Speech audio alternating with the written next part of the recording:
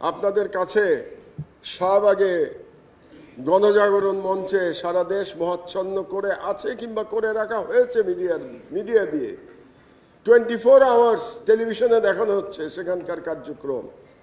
সেই অবস্থায় একমাত্র আমার দেশ বলেছে যে শাহবাগে ফ্যাসিবাদের পদধ্বনি।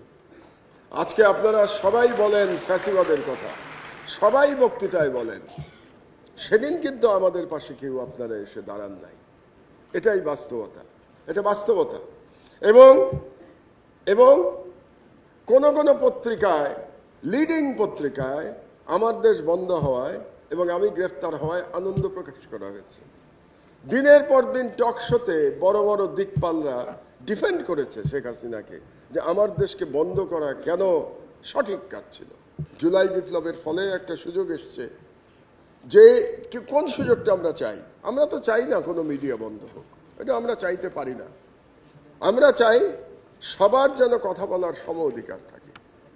আমরা কথা বলবো, কাউকে যেন গায়ের জোরে, যেভাবে আমার দেশকে বন্ধ করে দেয়া হয়েছিল, 11 বছর ধরে বন্ধ রাখা হয়েছে, এরকম ভাবে যেন কেউ কোনো বন্ধ নেই। এবং মজার কথা কি জানেন, 11 বছর পরে এখন আমরা লড়াই করছি আবার পত্রিকাটা চালু করবার, কিন্তু সমাজ থেকে, রাষ্ট্র থেকে, সরকার থেকে যে ধরনের সহযোগিতা আমরা প্রত্যাশা করি সেটা কিন্তু এখনো পাচ্ছি না। নানা রকম বাধা আমাদেরকে অতিক্রম করতে হচ্ছে। ব্যুরোক্রেসির নানা রকম বটলনেক কিন্তু এখনো আটকে রেখেছে আমাদেরকে। আজকে ক মাস হয়ে গেল? 3 মাস হয়ে গেল। আমি তো মনে করি সরকারের দায়িত্ব ছিল তাদের এগিয়ে আসা, তাদের জিজ্ঞেস করা উচিত ছিল আমাদেরকে যে কি লাগবে, আপনাদের পত্রিকাটা বের করার জন্য কি লাগবে।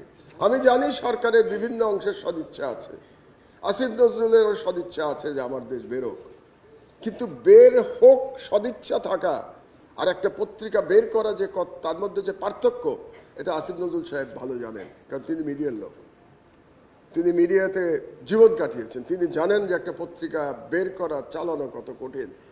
এবং এই যে 11 বছর ধরে এক শেখ হাসিনার দানব সরকার আমার দেশকে বিভিন্নভাবে ধ্বংস করে গেছে, সেখান থেকে এখন যে আমরা খুব দ্রুত পত্রিকাটা চালাবো, সেইটা চালানোর জন্য যে সহযোগিতা দরকার, সরকারের সকল অংশে সেই সহযোগিতা এখনো নাই। এটা হচ্ছে বাস্তবতা। আমাদেরকে দৌড়াতে হচ্ছে বিভিন্ন লোকের কাছে, আমাদের রিকোয়েস্ট করতে হচ্ছে।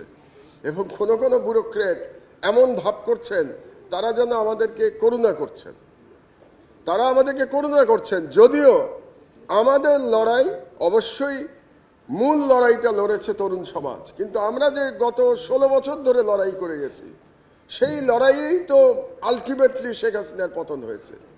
এবং সেই পতন হওয়ার ফলেই বর্তমানে যে সরকার ক্ষমতায় আছে তারা ক্ষমতায় আসতে পেরেছে। কিন্তু এখন যখন সেই সরকারের বিভিন্ন ব্যুরোক্রেসি এমন ভাব দেখায় যে তারা আমাদেরকে করুণা করছে, তখন মনে হয় আসলেই কি পরিবর্তন হলো বাংলাদেশে, নাকি এখনো পুরনো মানসিকতায় আমরা আটকে